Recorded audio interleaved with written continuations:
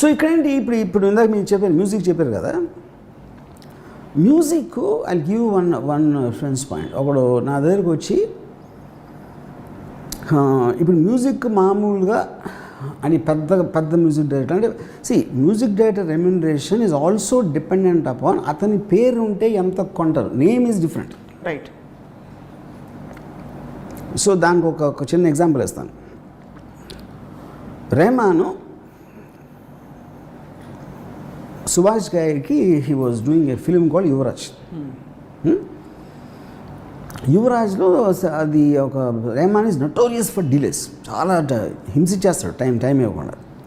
సుభాష్ గారికి మెసేజ్ పెట్టాడు రెహమాన్కి, నాది సల్మాన్ ఖాన్ కట్రినా కైఫ్ డేట్స్ ఉన్నాయి, మా సెట్ అంతా వేసుకున్నాం, ఇంకా నువ్వు పాట ఇవ్వకపోతే ఏమైపోతాను అది ఇది అని ఒక చాలా హార్ష్ మెయిల్ పెట్టాడు రెహమాన్కి. రెహమాన్ అప్పుడు లండన్లో ఉన్నాడు. సో రెహమాన్ ఫోన్ చేసి ఓకే నేను బాంబే వస్తాను, చెన్నై వెళ్ళాలి, బాంబేలో దిగి సుఖవీందర్ సింగ్ స్టూడియోకి రండి మీరు ఫలానా టైంకి, నేను వచ్చి అక్కడ మీ పాట చేస్తాను. ఇటు సరే నెక్స్ట్ డే 2 days అయ్యాకో సుఖవీందర్ స్టూడియోకి వెళ్ళాడు. రెహమాన్ ఇంకా ఎయిర్పోర్ట్లో ఆన్ ద వేలో ఉన్నాడు.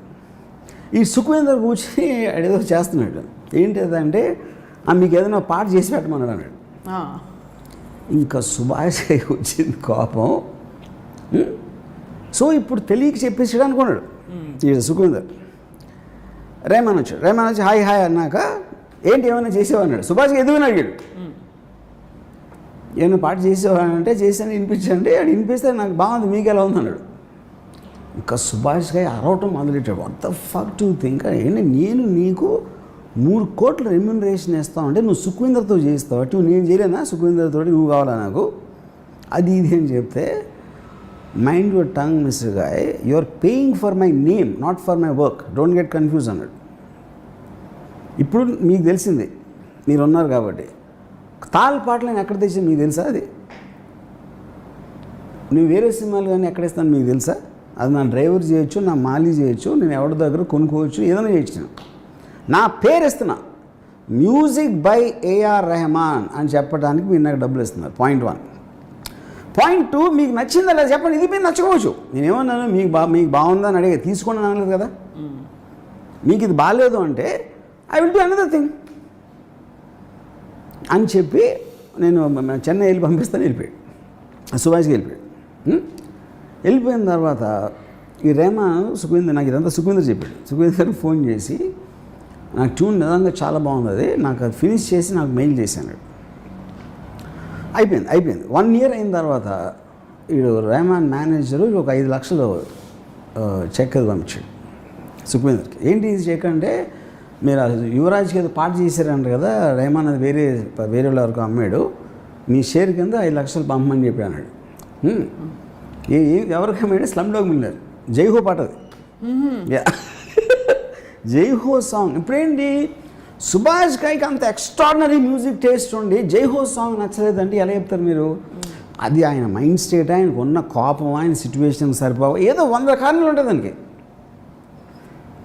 ఓకే, సో ఇప్పుడు ఒక లాజిక్ ఏంటి, మ్యూజిక్ డైరెక్టర్కి ఎంత ఇవ్వాలి అంటే, మీరు వాడి పేరు వాడితే ఆడియో కంపెనీ ఎంత ఇస్తుంది, వాడికి ఫ్యాన్ ఫాలోయింగ్ ఉందా, వాడి పేరు ఉంటే ఎంతమంది యూట్యూబ్ వ్యూస్ వస్తాయా, ఇదొక గేజ్.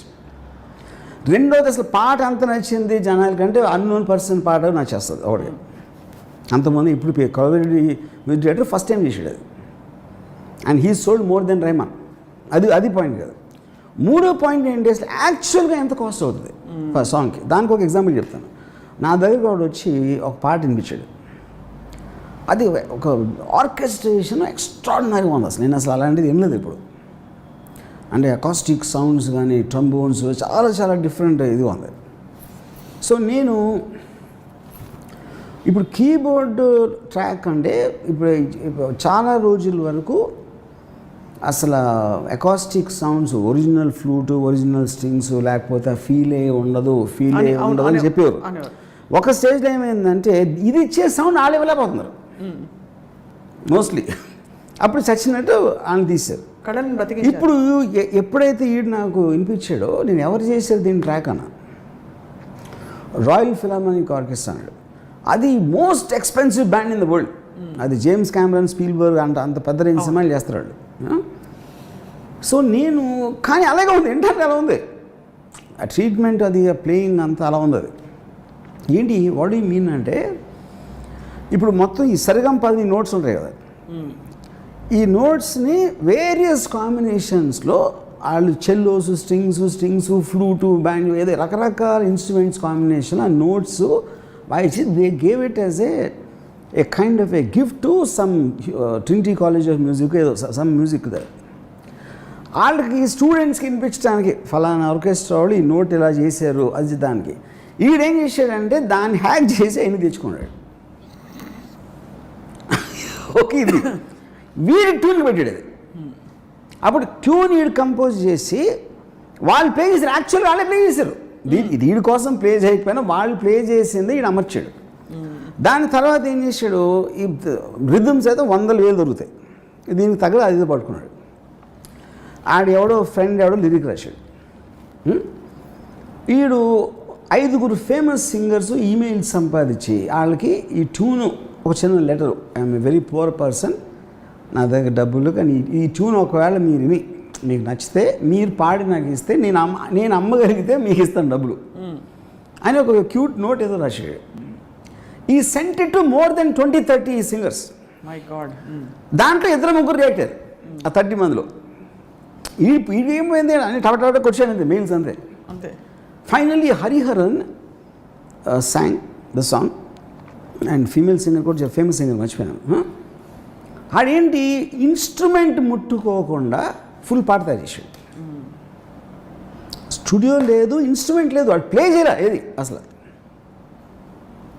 అంటే టెక్నాలజీ అక్కడ ఉందంటున్నాను నేను. అవును, that is what I'm saying. కానీ మనం అది యూజ్ చేసుకోకుండా మంచి 20 మంది అంటే మనకి విజువల్ అది బాగుంటుంది. ఇప్పుడు మీరు శివమణి అన్నాడు అనుకోండి, శివమణి ఆడి విజువల్ అంతే, ఆ డ్రమ్స్ ఏం కూడా ఎవరికి తెలీదు. మీరు శివమణి విజువల్ తీసేసి మీరు ఉట్టి సాంగ్ అంటే అన్ని డ్రమ్స్ లాగా ఉంటుంది, ఏమి డిఫరెన్స్ ఉండదు. కానీ ఆడు విజువల్గా స్టేజ్ మీద టంకటగాలని అన్నీ కొడితే అది అమ్మ వీళ్ళంటే డ్రమ్మర్ అసలు లేయడం అనుకుంటాం మనం. So it work on stage. మీరు ఎప్పుడైనా తను కొట్టిన పాట ఆడు విజువల్ లేకుండా ఏంటండి, నేను పేరు మార్చుకుంటాను, దానికి వేరే దానికి ఏమైనా డిఫరెన్స్ ఉంటుంది. So of course everything has its value. So Shivamani will work on stage, someone else might not be able to work. True. He works on stage because of his personality, not because of what he is playing on. అది నేను చెప్పేది. ఇప్పుడు అలా చూస్తే చౌరాసియా గారి flute, ఆ drums ఏం కూడా ఎవరికి తెలీదు. మీరు శివమణి విజువల్ తీసేసి మీరు ఉట్టి సాంగ్ అంటే అన్ని డ్రమ్స్ లాగా ఉంటుంది, ఏమి డిఫరెన్స్ ఉండదు. కానీ ఆడు విజువల్గా స్టేజ్ మీద టంకటగాలని అన్నీ కొడితే అది అమ్మ వీళ్ళంటే డ్రమ్మర్ అసలు లేయడం అనుకుంటాం మనం. So it work on stage. మీరు ఎప్పుడైనా తను కొట్టిన పాట ఆడు విజువల్ లేకుండా ఏంటండి, నేను పేరు మార్చుకుంటాను, దానికి వేరే దానికి